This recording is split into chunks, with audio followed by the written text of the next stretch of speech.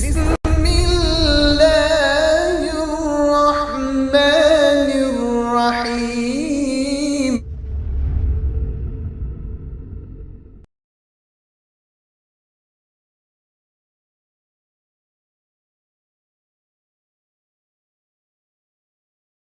Let me explain the satanic verses issue. Right. The Quran has never had anything but what it has in it.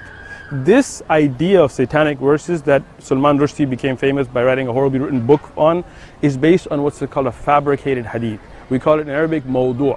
Mawdu' means that it doesn't have a chain of narrations going to the Prophet, peace be upon him.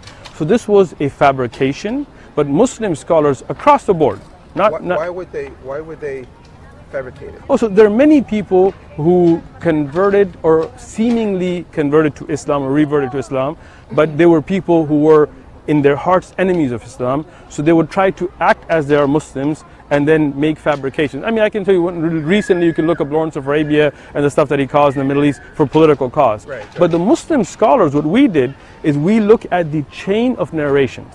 Okay, if you say the Prophet said something, peace be upon him, who did you hear from? Where did they live? How was their memory? Who else heard it? So this is called jarh wa ta'dil. This science preserves the Quran and Hadith and all of that.